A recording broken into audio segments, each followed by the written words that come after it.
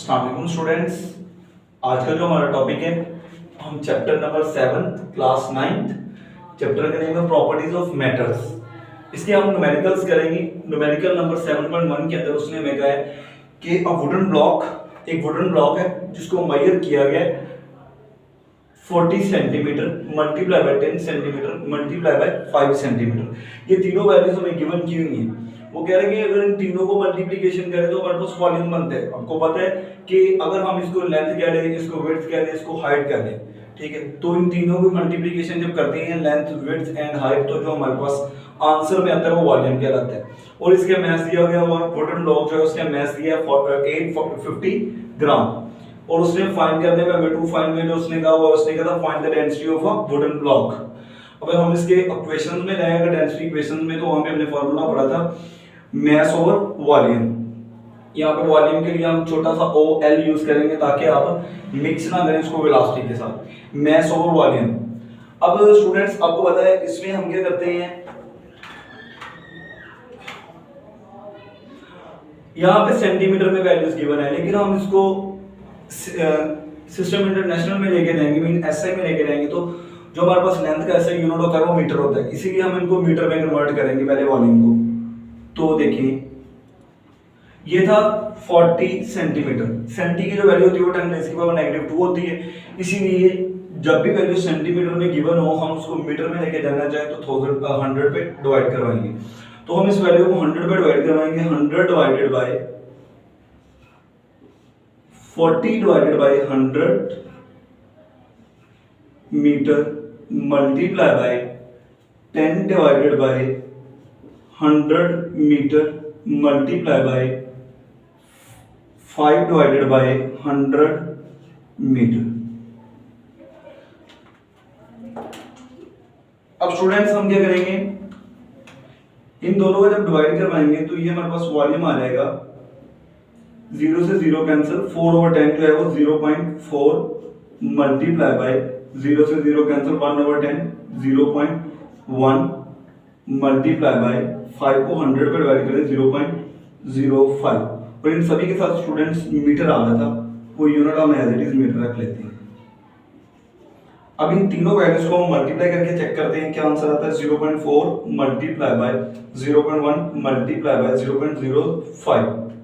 तो ये मेरे स्टूडेंट्स हमारे पास जो आंसर आ रहा है वो आ रहा है 2 मल्टीप्लाई बाय 10⁻⁻³ और ये मीटर, ये भी मीटर, ये भी मीटर, तीनों मल्टीप्लाई होने के बाद क्या हो जाएगा जी, मीटर क्यूब। अगर स्टूडेंट हम इसको साइंटिफिक नोटेशन में आइए, अगर हम इसको ऑर्डिनरी नोटेशन में लेके जाएं तो हम 2 को 1000 पे डिवाइड करवा देंगे, मीन 2 डिवाइडेड बाय 1000, तो ये हमारे पास जो आंसर आएगा वो आ जाएगा 0.002।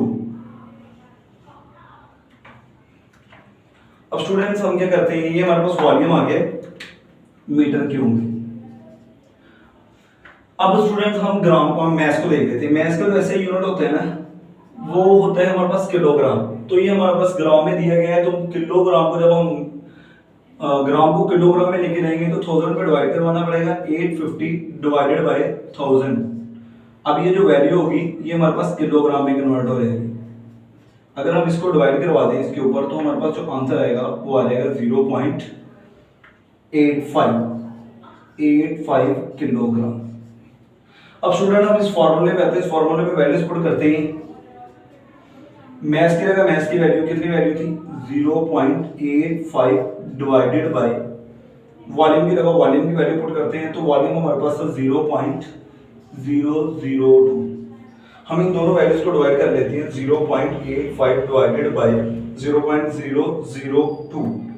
तो स्टूडेंट्स हमारे पास जो आंसर आ रहा है वो आ रहा है 425। और डेंसिटी का यूनिट जो होता है वो होता है किलोग्राम, जैसे कि यहाँ पे किलोग्राम था और ये जो था हमारे पास ये मीटर क्यूब था। जब ऊपर जाएगा तो ये किलोग्राम पर मीटर क्यूब हो जाएगा।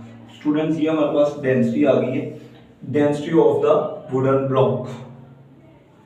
नेक्स्ट स्टूडेंट सेकंड न्यूमेरिकल के अंदर उसने हमें दिया हुआ मास, ठीक है। हमें एक जो है वो कह रहा है कि आपके पास जो है वॉल्यूम हमने फाइंड करना है, इसमें वॉल्यूम ऑफ आइस, ठीक है। तो इसके अंदर जो वाटर का जो मैस दिया गया है वो 1 लीटर दिया गया है, और आपको पता है 1 लीटर जो होता है वो 1 केजी के इक्वल होता है, और 1 केजी जो होता है वो 1000 ग्राम के इक्वल होता है। और डेंसिटी जो होती है आइस की वो 920 जो होती है ये कांस्टेंट होती है।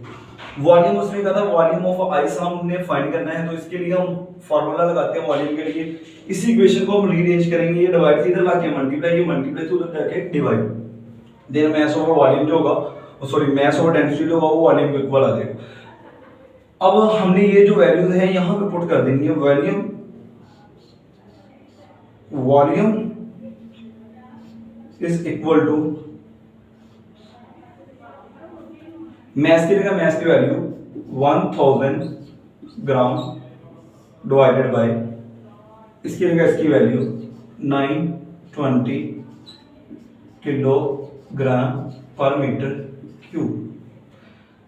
अगर हम इनको डिवाइड करवा दें तो आंसर आ जाएगा जी 0.9।